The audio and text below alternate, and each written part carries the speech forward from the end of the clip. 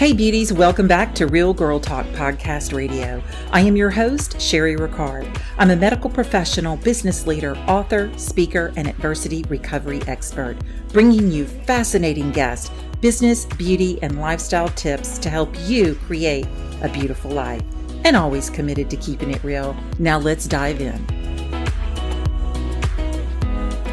Welcome back to Real Girl Talk, ladies. Love it. Thank you so much for joining me today. My guest, Lia Dias from Bravo TV's reality show, Married to Medicine LA. And to say she's a triple threat is an understatement with describing Lia, because she is an entrepreneur, a real estate mogul. She is former model, mother, wife, and she is a pillar of her community, always being a voice for empowerment with women and speaking about realistic beauty in the beauty industry. She's the owner of the Girl Cave LA, which is a chain of beauty supplies. She's about to open her 7th store. She just bought a magazine, and she's also the owner of the franchise Juice It Up Juice Bar. Hello, Lia. How are you? I'm doing good. I'm so happy to be here. Thank you. And I am so happy to have you. So we were chatting right before we started recording, and I'm going to kind of catch the audience up on what we were talking about. We're talking about all things. So ladies, my listeners, if you are in a situation where you feel that you're ready to get back out in the workplace, start your own business, do your own thing, or if you're in a situation where you're feeling a little bit overwhelmed because you have the kids and you have the husband and you think it's time to back off, I want you to stop what you're doing. Well, if you're driving, you can drive and listen at the same time. Find a little cozy spot on the couch. And I want you to listen to Lia, because she is basically a mompreneur of all things. And I think to a lot of people that know you from Married to Medicine Los Angeles on Bravo TV, is probably going to ask the question of, and I know you've heard it before, why do you work so hard when your husband is a physician? You know what's so funny is that's the question I get all the time. Everybody's like, your husband's a doctor, you got this big house, this big car, why do you work so hard? And for me is that I was a teen mother, right? So I've always been dependent on myself. I had Kayla, my oldest daughter, when I got pregnant when I was 18. I had her when I was 19. So I've always been dependent on myself to take care of myself and my daughter, my child. And so I just never was able to surrender that. Even when I did marry a man that was making 7 figures, it didn't matter to me. I was like, well, that's great that you do. But, exactly. I just has always needed that. It's just something that's so important to me. And so I don't think I'll ever surrender that. I don't care how successful my husband's practice is or any of that. I will never surrender my income, my peace of mind, because all of that is tied into working for myself. I completely understand. You know, when I went to nursing school, and even when I backed out of nursing school, I got into the business industry and the medical business and worked for corporate America and all those good things.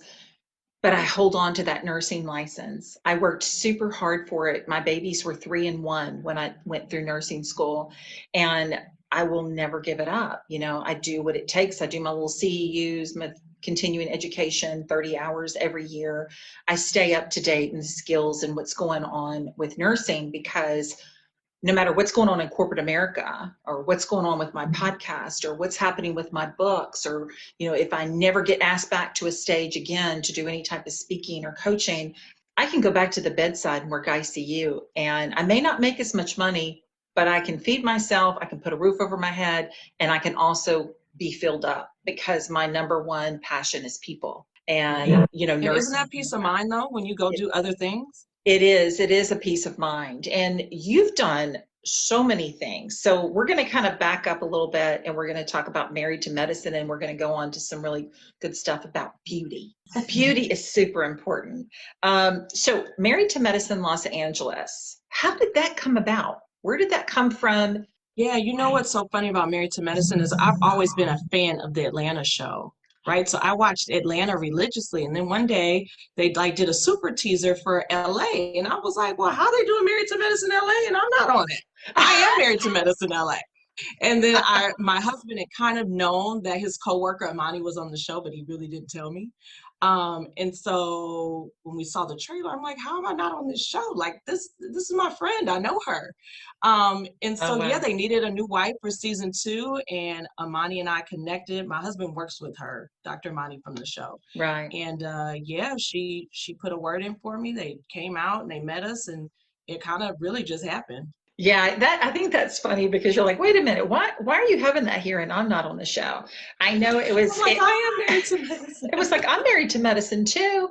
It was years ago, and I can't even tell you what the year was, but we had heard in my neighborhood that Bravo had come to our neighborhood in our street. This is before I moved there, and had done a little bit of filming with a couple of the ladies, or I know one in particular, and her husband wanted to do the show so much, but she didn't want any part of it. She didn't want any of those skeletons coming out of closets and all kind of things. Of And course.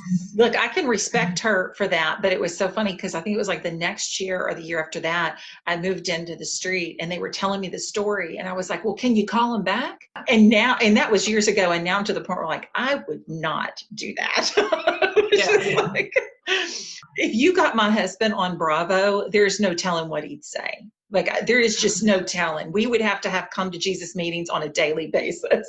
Listen, those cameras, people think like they're distracting. You really forget that they're there, honestly. And you're Yeah, like running your mouth and you're being authentic and you're like, oh, wow, that's a whole crew there that's just heard everything I've said. So I yeah, know. you forget. It's a real thing. You really forget that the cameras are there. That would be really bad. Can you imagine going home and then your husband goes, they were filming when you were talking bad about your mama, right? And you're like, what? And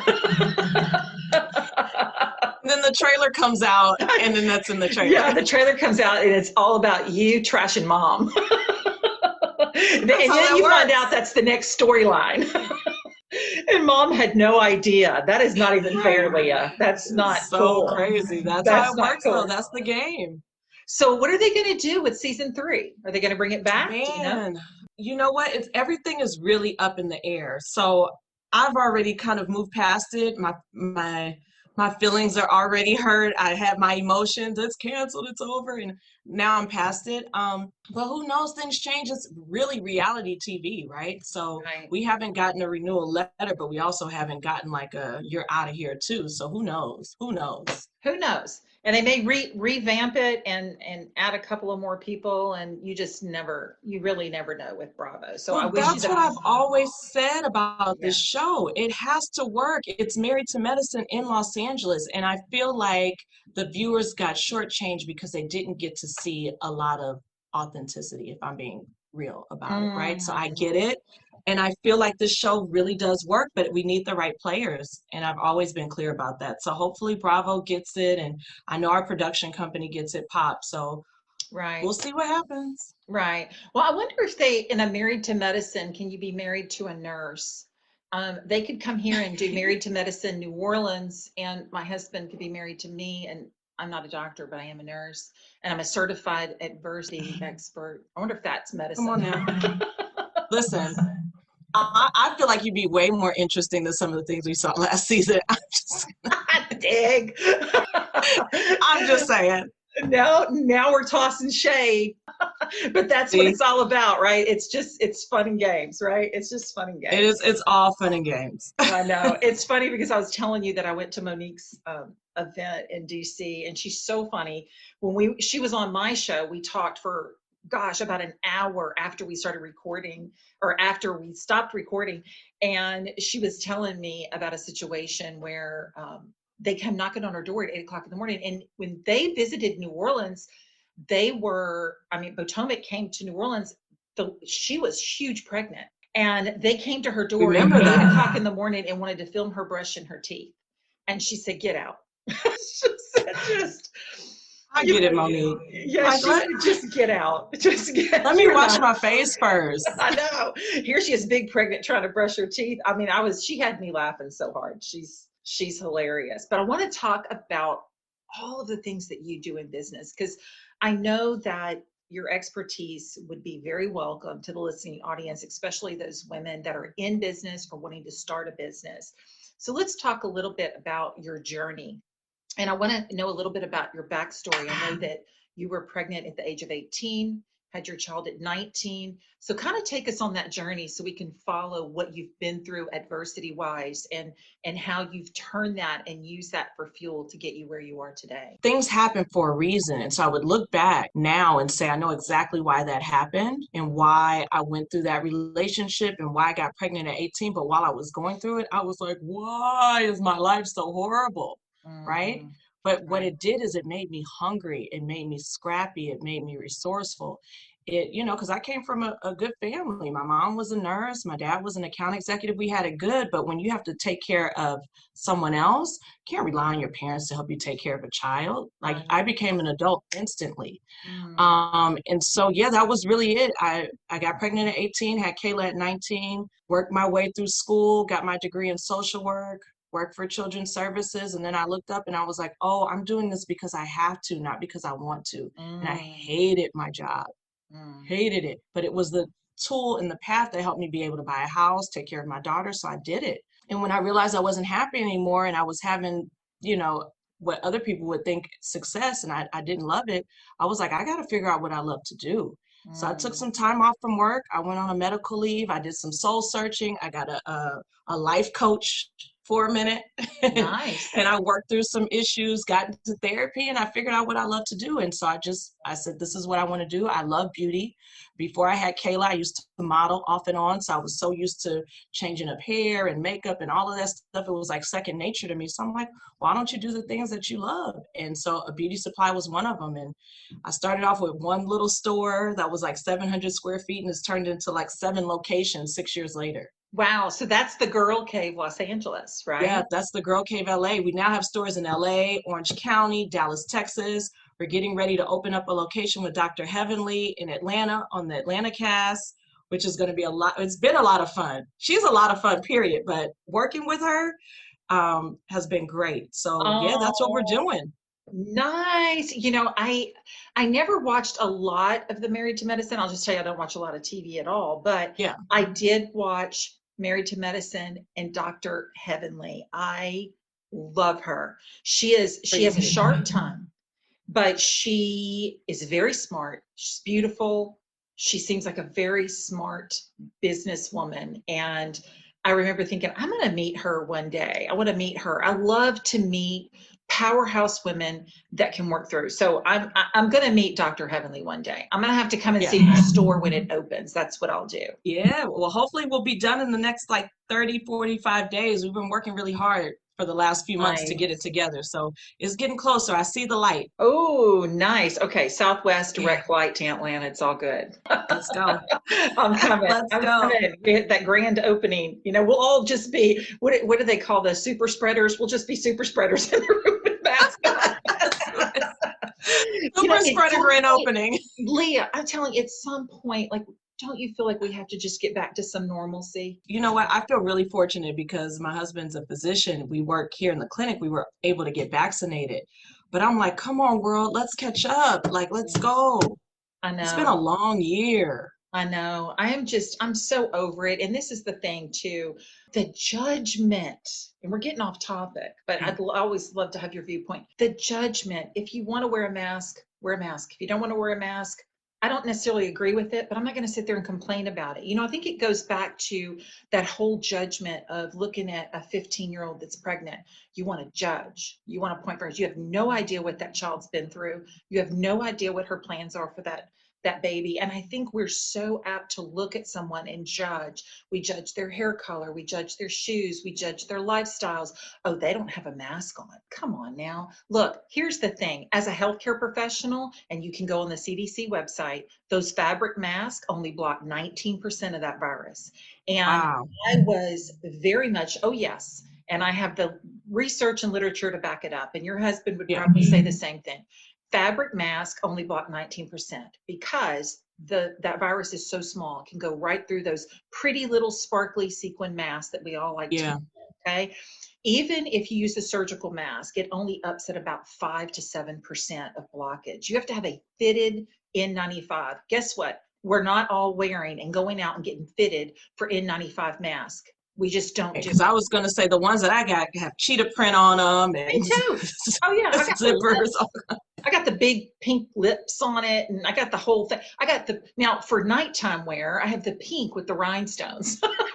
It's like accessories at this point. I'm like, my mask doesn't match my outfit. I can't. Yeah, I can't go. I don't have green. I'm not going to be able to attend. It's just ridiculous. But I think It's a whole thing now. we need to get to a point and I brought that up because we were actually, my husband and I were sitting in a restaurant, and this couple walked in. They didn't have a mask on. And the lady next to me says, "Can you believe they're not wearing a mask?" And I wanted so bad to go, "You judge people on a daily basis, don't you?" Because for you to turn to a stranger and make that comment, like, she wanted Misery Loves Company. She wanted me to join in Mm, harping on these people. I thought, girl, I'm here to get biscuits and gravy. I could care less if they're wearing that I'm mask. just, You know, I'm just, I'm just here for the food. I'm here for the food. I got my mask on, but I wore my mask all year. But guess what I did in January? I ended Tell up me. with COVID, and I was extremely ill. My husband was very sick, and we got through it. But I was very, very sick, and I was very diligent on wearing my mask. I stopped flying. Yeah. I normally travel all the time. I quit doing that, but I still got COVID, China virus, So crazy how coronavirus. that works. So you were conscientious, didn't travel. I've been traveling during the whole pandemic. I do wear a mask, but I'm imperfect. I'm sure that there's times that I've walked out of this office door and haven't put it on, and I haven't gotten it. And my husband's had it, and I didn't get it. I mean, so here's the thing. It's kind of like, any other illness, I believe that not everyone's going to get it. Not everyone gets the flu. Just because they don't get the flu vaccine doesn't mean they're automatically going to get the flu. I know there was a time that I didn't get flu. I have to because, I'm a healthcare worker in and out of these big hospitals in corporate America, and I have to get vaccinated for, the flu. But that doesn't mean just because it's common cold season that I'm going to catch a cold. It just depends, because I'm going to tell you what, I'm so tired of hearing about the mask. I could just go I'm back. just tired of hearing about COVID, period. Aren't Let's you? move on. I am too. I'm so over it. I'm telling you. I want to talk about things that fuel your passion though, because I know beauty is one of them. And when you started, let's just kind of back up. When you started the Girl Cave, LA, where did you start? Now we're speaking to women that want to start businesses. The beauty industry is huge. People think that it's oversaturated. I think everybody has their place in what they do. But how did you start? Like, you had this idea. What did you do next with your idea? Yeah, so I mean, for me, I hate to say how it was really a no-brainer. Listen, I grew up in Inglewood. There's a beauty supply on every corner, and they were there for years. I never saw a beauty supply go out of business in my neighborhood. They Wow. were always there. They had been there for years. You saw them age right in front of your face, right? And so I'm like, well, this must be a sustainable business. These people have been here for 20 something years, right? Right. And so it was like, it just clicked with me. You see this person every week for the last 15 years. They're making money or they wouldn't be here. Mm. So yeah, I took some of my savings because I was working for the county, LA County, as a social worker, and I did a small pop-up shop. I did a 3-month lease, and I'm like, if you can make this work for 3 months, then you can go head in. And so I did. I took my savings, I did something small. I made my 3-month pop-up shop work, and I took the money that I made from it because I didn't pull a salary, and I put that into a permanent lease, and I just did my first space, and that's how I started. Really small though, that's the thing. People think you have to start and it has to be perfect and it has to be, It ideal. wasn't. It wasn't ideal. It was a little hole in the wall space. It was what I could afford, but I made it beautiful, and I made sure I had the right people there that made people feel welcome when Mhm. they came in, and we just made it work and we scaled. And I never would have imagined 6 years ago that I would have 7 locations now. I just wanted to pay my rent, right? Like just break even. That was the goal. And then the goal turned into making money, and then it became a bigger number every year. So that's Wow, what I it think is. that is such a cool idea. A pop-up shop. Just Hmm. start. You see that when people already have their businesses, they may do a pop-up, I'm going to do a pop-up over in the Hamptons, and they may have a store in Beverly Hills or something like that. They do a pop-up after they've Yeah. established a name, but you did it right off the bat just to see, hey, if I can do this pop-up shop, I can make it work. Let's talk about that in a pop-up shop. It's a small space, but you have to have inventory. So you're Hmm. you're really risking a lot financially because you had to buy product, and here it's just a 3-month deal, and you had to buy product and put in this pop-up shop. What is the minimums that you would do in a pop-up as far as how much product do you feel like you need to put in and signage? What did you do to make that pop-up work in that small window of time? Purchased the vendor minimums. I got exactly what I needed to get. So Smart. the bare minimum. We filled the space with a lot of fillers, right? We just made it pretty. So instead of having like hundreds of product options, we had like a light and a vanity, and we allowed people to make those Instagrammable spaces. And really, my customers helped me do the marketing because they would come in and say, "Oh my God, it's so pretty in here." And the first thing they did was take out their phone and say, "Well, what's the name of the store?" And they would tag it. And so it helped me market. I didn't have to do all of the work. I didn't even have money for a sign. We had a banner. It was like one of those Uline banners that I paid like $200 for. Wow. And because obviously I didn't know if I was going to be able to make it work, so I couldn't invest in signage. And it's really being creative. And I'll tell you this, those 3 months, because I knew I only had 3 months, I was the most creative salesperson in the world, because I knew that if I didn't sell this product, I was going to be stuck with the inventory. And so it just makes you scrappy when your back is against the wall. I feel like I did it because I had to do it. I didn't have a choice. So did you stay there at that location?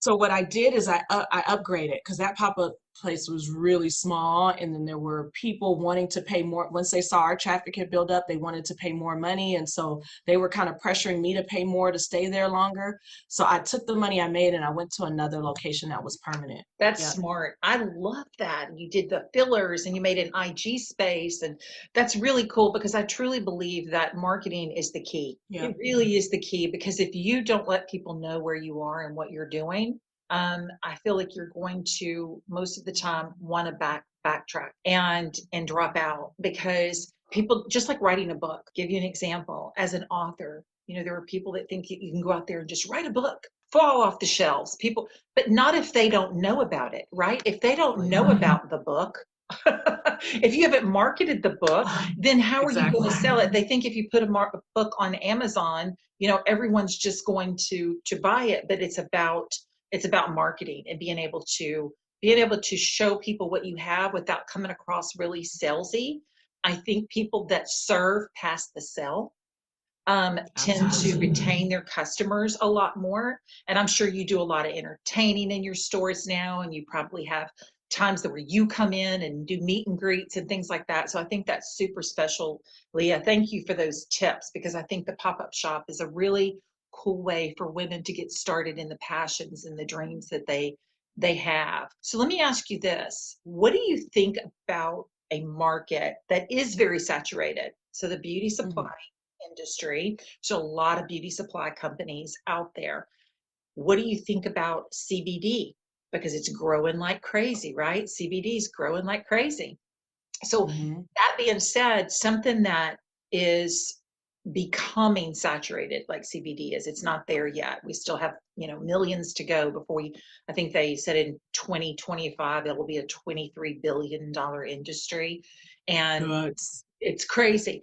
So if you're starting something like beauty supply and there's a lot out there, or you're starting a product that is on its way, like everybody's getting on board like CBD, how do you stand out from the rest besides the marketing? Because not everybody has the dollars for marketing. Right. Yeah. And you're right. Marketing is a whole thing. It can be expensive. My business coach tells me this thing, and it sounds really cliche, but it's so true. It's like, go to the grocery store and go down the bread aisle, right? There are hundreds of different bread companies, and they're all making money. So for me, it was finding that thing that other beauty supply stores weren't doing. And what it was for us is they weren't giving product knowledge. They were just selling. They were retailers.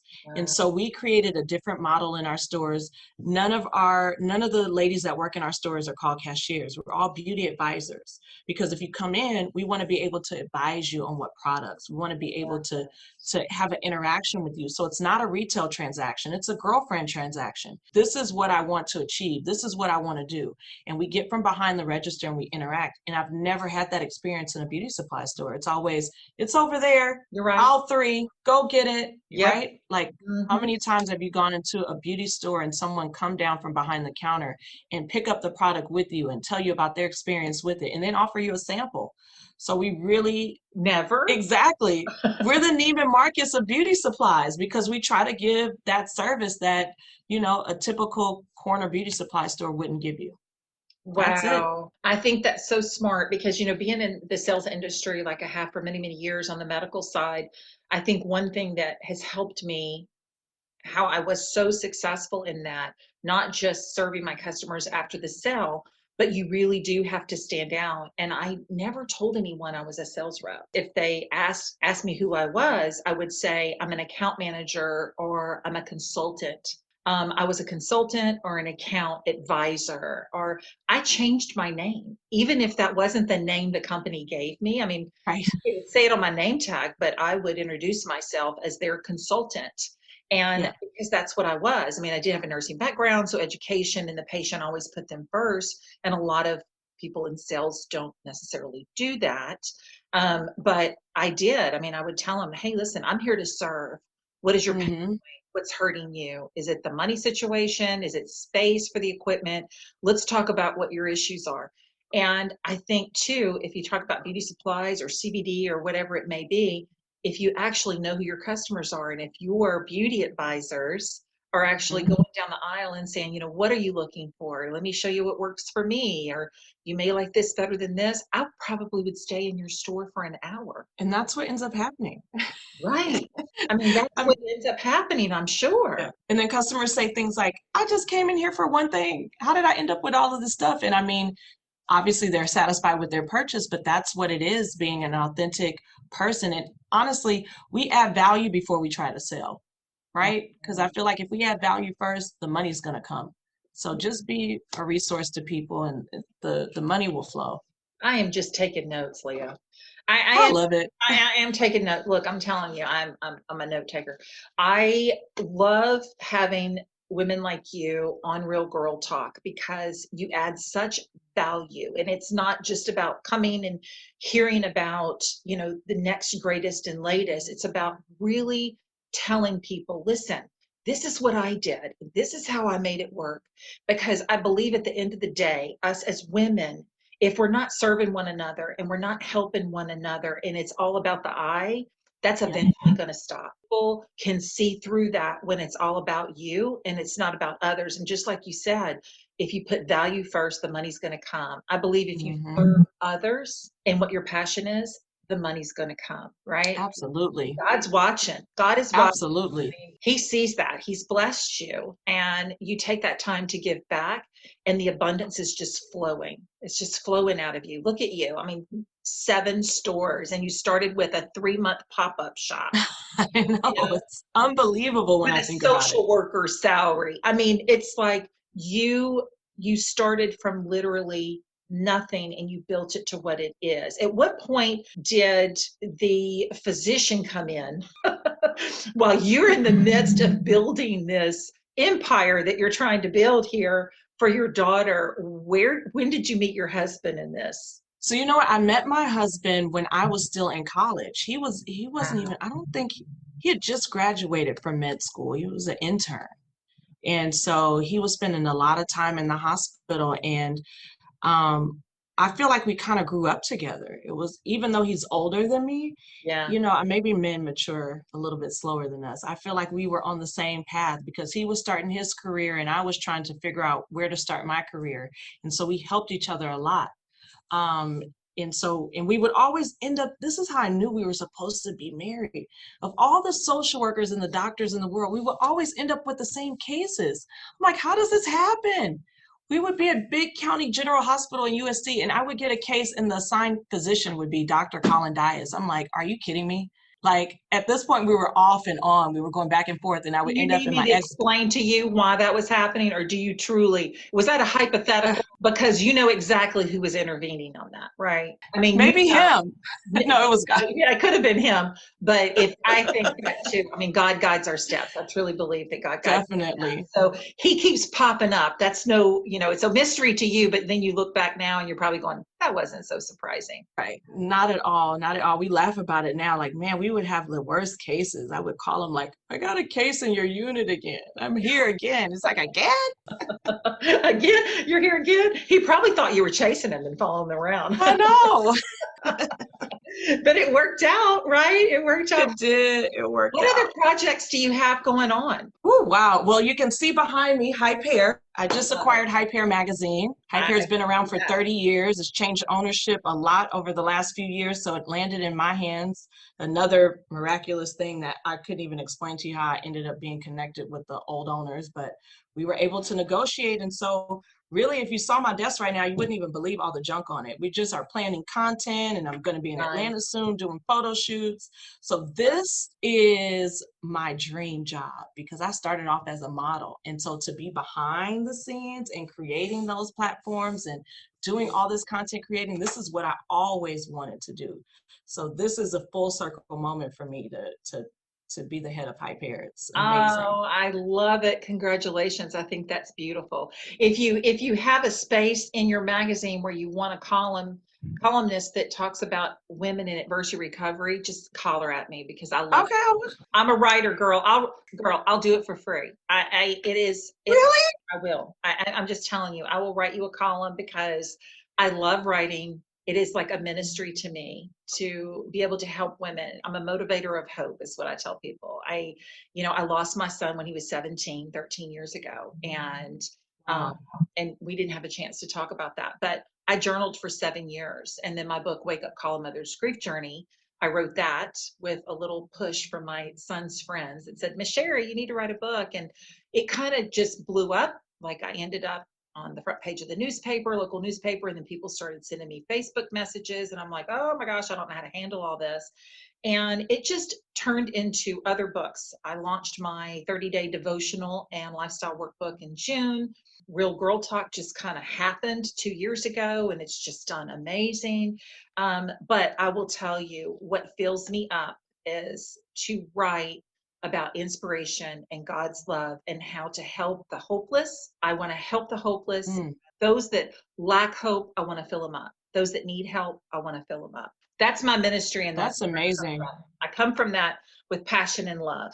Okay, so yeah, I'll be more than I happy love it. to do that, Leah. You just write that down because you're gonna. You send me an email. You say, "Remember I what?" did. I say, "Yes, girl, I did," and I will definitely do that for you because that would be more of an honor for me. But I love you. I could I talk love to it. you all evening, but I know I know, I could too. I I feel like love we you. we just getting started. I have I'm so telling much you, more I want to talk to you about. we have to stay in touch, and I want to come to Atlanta when your store launches. I would love to do that. Bring my daughter. I love Yes. Atlanta. I jump on Southwest in New Orleans, and we go everywhere. I'm going to Nashville this weekend. I'm getting back to the traveling because I got to get out of here. Man, I'm telling you, if you don't, you go stir crazy. I That's what got to I get was out of here. feeling. So I'm yeah, I ready had to the opportunity. spread my wings. I want I you to know. tell everybody where we can find you, though, Leah. We want to follow you. Nice, thank you. So definitely Hype Hair Mag. I'm like running the content there, but Lia Dias on Instagram. I'm on Facebook. Have you connected to Clubhouse? Are you using Clubhouse yet? Girl, I just got on that 5 days ago, and right before we started recording, they put me on the stage, and I was looking at the Yeah. clock going, oh gosh, I'm going to be late. I love Clubhouse. I do too. It's so addicting. I have to limit my time on it. So now I only do it for like an hour in the evening, and then I have like a course that I teach on Thursdays on Perfect. Clubhouse. So I'll jump on. yes, I'll jump on. but yeah, I'm in Clubhouse all the time. You'll see me like pop in, and then I'll be away for like 2 days because I'm like, you're doing this too much. You're doing I this too know. much. I But know. I'm on Clubhouse under the same username, Okay, so perfect. definitely Okay, there. I'm gonna go do that. I actually followed you on Instagram too, Real Girl Talk Podcast. You'll have to jump over there, and I'll jump back on when you're. You said Thursdays. You are. Yeah, Jump on? Thursdays at it's 12 o'clock my time. But it's like it's an 8-week course that I'm doing under a big club that's like women in business. And so I'm just doing entrepreneurship 101. Some of the same things we talked about today, just making it really concrete for people. Love So it. it's an hour and a Okay. half every Our Thursday. listeners Yeah. that are in Clubhouse, we need everybody to jump over on Thursdays. That would be amazing. And Instagram, you're on Instagram. That's your same handle. Love you, Leah. Thank you so. Love you. Thank This has been you. such an honor. I have to follow you on Clubhouse because I've got to be filled up with more notes. I'm just going to continue writing on here. I love that you have notes. My Leah book notes. I got my Leah book notes over here. Thank you so much, I Leah. love I it. appreciate you very much. No, thank you for having me. It was so good. And I'll see you on Instagram, Clubhouse, and I'll see you in Atlanta soon. Yes, girl, I'm coming. Thank you for tuning in all the way through Real Girl Talk. Make sure you subscribe anywhere you listen to podcasts. And if you happen to have iTunes, would you do me a huge favor and leave us a rating and review of the show? That's the way that we get this message out to more and more people around the world. And you know, giving us a review and rating, something good is going to come back your way. Plus, I know you're the type of person that wants others to live their best life. So can you copy this link, share it to your friends, share it on social media? Remember, people need to be inspired. They need to have tips. They need to have business ideas more than ever right now. And I know that you can help me on this mission. Thank you again so much. If you want to be a supporter of the show, go back to realgirltalkpodcast.com, click Be a Supporter. Thank you again from the bottom of my heart for being a part of Real Girl Talk Podcast. And until next week, keep your encouragement tank full, your faith in God, and create your beautiful life.